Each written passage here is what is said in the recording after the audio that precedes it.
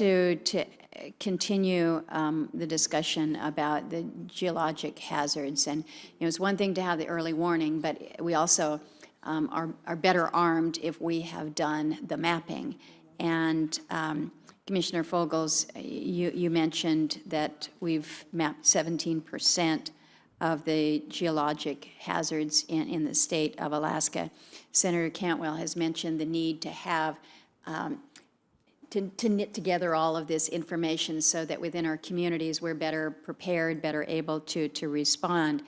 If we haven't been able to do an adequate job in mapping, whether it's the hazards around our communities, our infrastructure corridors, how do we get to what Senator Cantwell is saying, the level of preparedness and what our communities can do? So the question, and I'll direct this to you to start, Mr. Fogels. We need to step it up in order to be able to be more prepared, but you have to start with some basic mapping that is accurate. Am I thinking that somehow or other we can jump over this step? Senator, you're absolutely right. We do need to step it up as far as our mapping, and I touched on that in my testimony. I think it's worth emphasizing that a couple times in my testimony I mentioned the EarthScope project in Alaska, where through a National Science Foundation grant, we're in the process of installing about 261 sensors throughout the state. I mean, those are going to be fantastic for our state and for the rest of the nation to provide real-time data.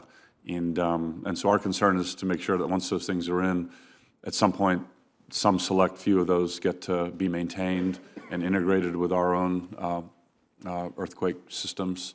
I think that's critical, not only for the geologic hazards, but as I mentioned, those can provide a real boost to our geodetic control, which lets us actually make sure that our data is positioned properly on the planet's surface, and that's well. Let me ask further to that, and I'll ask you, Dr. McCoy, to weigh in as well, because when we had the Secretary, I think it was when Secretary of Interior was in front of us, and we were asking this question about, is there some discussion going on about how the state of Alaska can continue what EarthScope has put in place?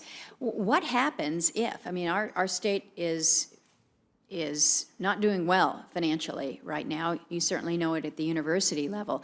But what happens if we get to that situation where we don't have the federal funding to pay for the operation and maintenance of the network, and we haven't been able to work out an agreement? Does that just move us backwards in terms of our ability to have any kind of an early warning system, to have the level of preparedness that we would hope for around the state?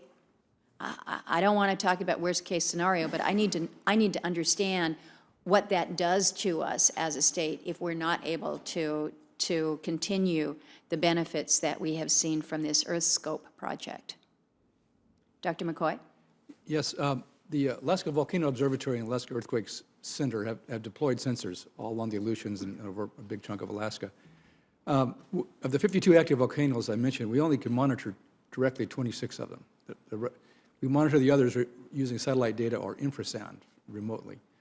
The seismicity has been changing in Alaska. We've had earthquakes near Kotzebue that weren't there before, so we've had to deploy temporary sensors. The EarthScope array, these 260-something sensors, is extraordinary. This is going to really improve. It's a diverse set of instruments, seismic, GPS. It's a $70 million effort. That's a fantastic enhancement to our capabilities.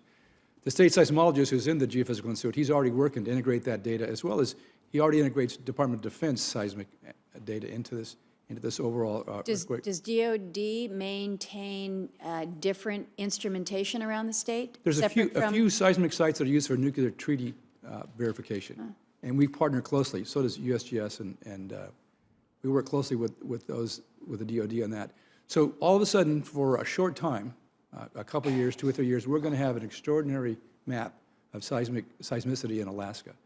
The bad news is, if we don't do anything, those, at the end of that 2 years, NSF will go back and take all those back out again. So we're active discussions on how to keep, as Mr. Fogel said, just a subset, just a few of those in key locations that are hard to get to, and we're looking for funding to operate them and maintain them. Maintaining them is important. We spend most of our summers flying around Alaska with USGS help to maintain, replace batteries and upgrade systems and maintain. So we'll degrade back to where we were in the past, but for a short time, it'll be really amazing. If we can keep some of those, then we've made a definite improvement for the state of Alaska. So after 2 years, where do these go? Where is USGS going to take these geodetic stations? They're required to go back, dig them out of the ground, and return them. Return them to where? Storage. Return to storage. Or Are they going to be used elsewhere? I doubt it. What a horrible waste, when you could be advancing the research and the science and the data and allowing us to be so much smarter. We're required to take them out of the ground, and then I was thinking somebody else was going to be able to gain benefit. Well, I'm sure somebody else might someplace else, but The person who Alaska- has the storage unit that gets the rental from them, I don't know. So I'm not sure exactly what they have planned, but we're working hard with our partners in the state and with USGS to figure out a way to keep a select subset of those. Okay, well, know that we want to be working with you. Terrific. You know, it just seems to me that if NSF has made this investment, this is an investment in data. And if the state can figure out a way to do the operation and maintenance end of it, NSF is going to continue to gain benefit. Obviously, the state will as well. So this appears to me to be one of those no-brainers that we need to ensure we don't allow a lapsing. Absolutely. In the lower 48, this program has already been completed. This is the final stage in Alaska. And in most states, especially in the states that are seismically active, there was some way found to keep many of those sensors in place. So now we're working on trying to find ways to keep subset in place in Alaska. Okay, well, we're going to work with you. I'll turn to Senator Cantwell for additional questions. Thank you.